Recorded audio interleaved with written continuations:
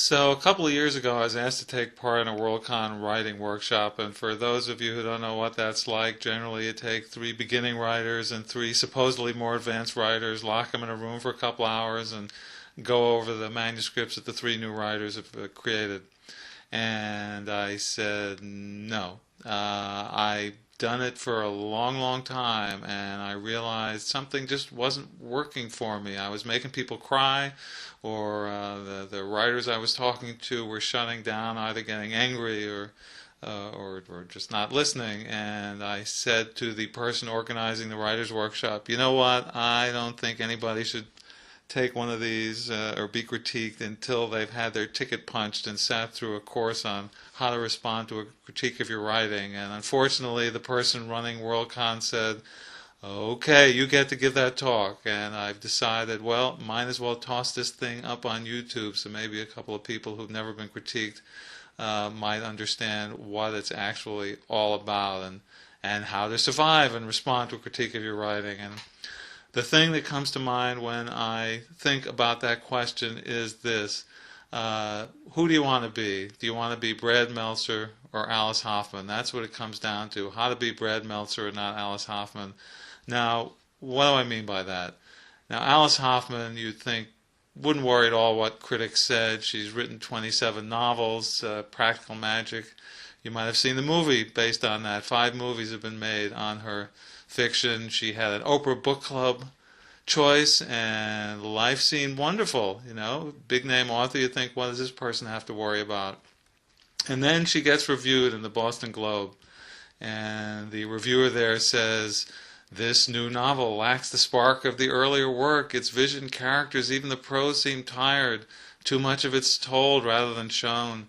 And in the end, the story sisters seems too coy, too contrived. Now, what did Alice Hoffman do about this? Well, she did what a writer really shouldn't do. She went to Twitter, and what she said on Twitter was, Roberta Silman in the Boston Globe is a moron. How do some people get to review books and give the plot away?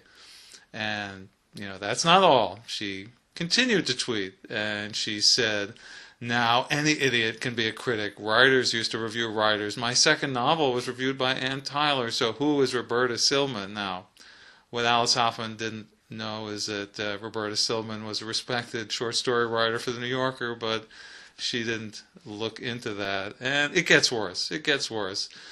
Next she tweets, if you want to tell Roberta Silman off, her phone number is, and you can see I've blurted out here, and then she gives her email address. Tell her what you think of snarky critics. That's not how you should be responding to criticism. Then we've got another writer, Ayelet Waldman, wrote 9 novels, wrote that controversial essay, Mother Love, and, together her and Michael Chabon are considered the Nicanor Charles with word processors and not so much booze. Now, she also got reviewed. Her book, Bad Mother, got reviewed in the New Yorker, and, what was said there? Waldman confesses and confesses and confesses. She's taking a hit for the rest of us. Paid parental leave, better daycare. Nah, more memoir is what we need. So what do you think Ayelet Waldman did after that? She goes to Twitter also, and she says, may Jill Lepore rot in hell. That is all. Now I'm hoping that when it comes time for you to respond to criticism, you don't respond like either of these two writers. Take a look at Brad Meltzer. He's a New York Times best-selling author, 7 novels, co-created the TV series Jack and Bobby, and maybe you've seen his comic books for the JLA and Identity Crisis. He got some reviews as well, similar or even worse than the reviews I've mentioned so far. What did he do? Well, he went to YouTube and made his own response there. And what you should do right now is click on the link that should be appearing on the screen and go listen to his video. Then you can come back after you've seen what he had to say. Well, now that you've done that, the question is, who would you rather be? Alice Hoffman or Brad Meltzer? I'm hoping that you can respond to these things and actually feel it inside the way Brad Meltzer does and use that mental judo. But the question is, how do you get there? How do you end up feeling about things that way? And here are some of the things that I end up keeping in mind as I deal with being critiqued, because I've been critiqued for an awfully long time. So the first thing I think is, well, why do we workshop in the first place? That's what this presentation is about. How to be criticized, how to take criticism. One reason people workshop is we want more than this. Here's one of my early rejection slips. That blank, we regret to inform you the enclosed material does not suit needs at this time, blah, blah, blah, blah, impersonal reply, volume of submissions, blah, blah, blah, blah. We want more than that. We want validation. We want a writer who has been there before us to say, oh, everything was absolutely wonderful and this is a masterpiece, and obviously you are one of the best writers in the world and will become a bestseller. But when we go into this situation, we have to be careful what we wish for, because we're not always going to get the kind of response that we're hoping for. For example, here are some of the criticisms I had to put up with back at Clarion. Here's what Robin Scott Wilson said about one of the stories I handed in back in 1979. A cliched story with at least initially a great deal of cliched language. Learn to write short, unclear, cliche, meaning, and reader cheater. Here's another story. Kate Wilhelm critiqued a story of mine, and she said, if this guy's a lawyer, I'm a St. Bernard, and then she crossed out 35% of my text. Here's another critique. Tom Disch, one of the writers I respected most in the world, he scribbled all over my manuscript, no, no, no, no, no, and then what's even worse than that, even worse than all those no's, he was so bored that he doodled all along the back of my manuscript. And that's just a workshop situation. Then when it comes time to sending the stories out, here's a reject I got from George Scithers. The characters here do not feel convincing as people. Not at all vivid or convincing. Minor variation on a very old idea, and contains serious lapses in logic. Marta Randall rejected the story of mine, and she wrote, ugh, yick, phooey, garg, feh, yuck. It ain't science fiction. Damon Knight went so far as to critique my cover letters and said, did I mention that your cover letters are unprofessional? Well, that all comes down to, why did I want to give this talk in the first place? I've gotten more than 1,000 rejections in my lifetime. Been on both sides of critiques. I was a Clarion student in 1979, and I taught Clarion in 1999 and 2009.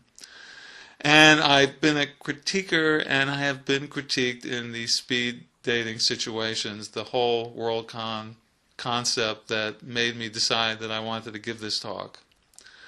And I worry that without bonding, communication often cannot occur. You're in a Clarion situation, an Odyssey situation, and you spend 3 or 4 days with a writer, and by the time the critique happens, you're ready to receive it. But in these situations where it's an hour or two in a room and a manuscript, a person can shut down and not hear the words that the critiquer is trying to say. So that's why I wanted to give this talk at WorldCon.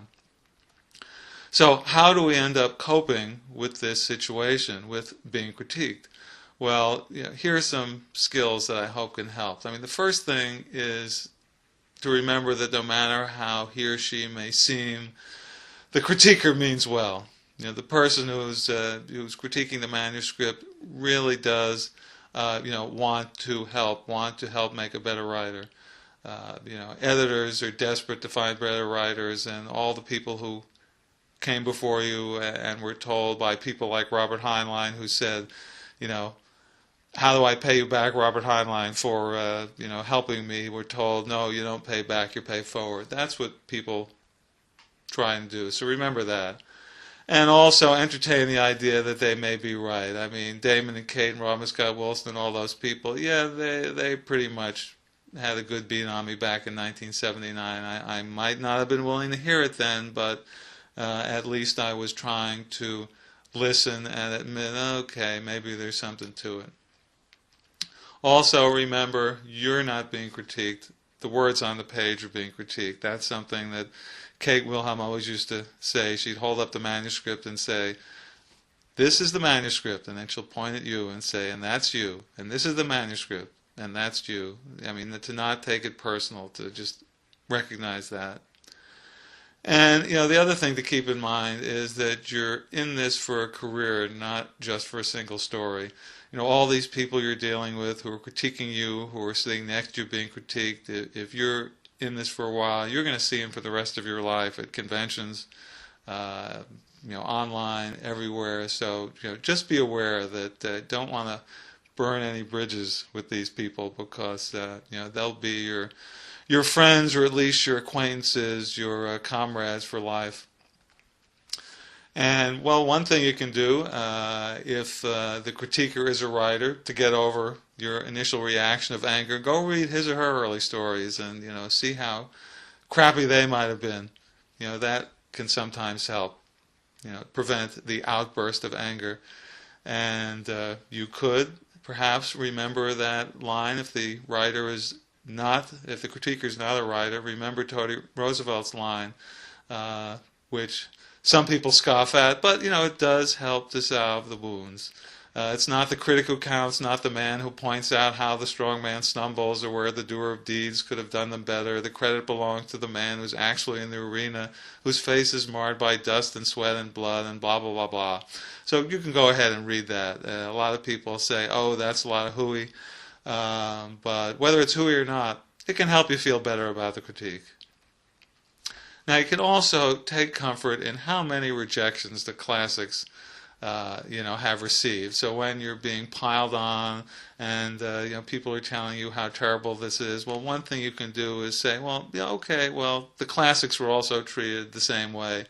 Irving Stone's Lust for Life, rejected 16 times and goes on to sell 25 million copies, adapted into a movie that gets 4 Academy Awards.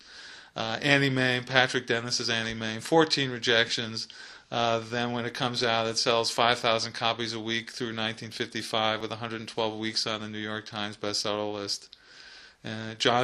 Peyton Place, 14 rejections, and became the second big publishing blockbuster after Gone with the Wind. 59 weeks on the New York Times bestseller list. Jonathan Livingston Seagull, rejected 20 times, then goes on to sell 1 million copies in the first 2 years, best-selling novel of 1972 and 73. And we come to, of course, Dune, rejected 23 times, wins the Hugo, the Nebula Award, made into miniseries in the movie, and then is perhaps the world's best-selling science fiction novel. So, take comfort in that. That might help you get through those critiques. There's also the fact that editors rejected those classics. Take comfort in what those editors said when they rejected those classics. Lord of the Flies, William Golding was told, "It does not seem to me you have been wholly successful in working out an admittedly promising idea." Joseph Heller, Catch-22, "I haven't the foggiest idea what the man's trying to say." How about The Spy Who Came In From the Cold? You're welcome to LeCarré, he hasn't got any future. Zane Grey, greatest Western novelist ever, perhaps, was told, "I do not see anything in this to convince me you can write either narrative or fiction." And then comes Crash. The author was told, "The author of this book is beyond psychiatric help." So take comfort in what these folks were told as you are told certain things about your stuff. And then take comfort in remembering who your true audience is. Kurt Vonnegut Jr. said, "Every successful creative person creates with an audience of one in mind." And Kate Wilhelm also said, "The most any writer can hope for is to please his or her ideal reader. Others will like it or not, and it doesn't really matter." So in the end, when you're being critiqued, just try to relax, try to listen. Remember the difference between Alice Hoffman and Brad Meltzer, and don't be so defensive. Have fun with it, and most important, whatever it takes, just keep on writing.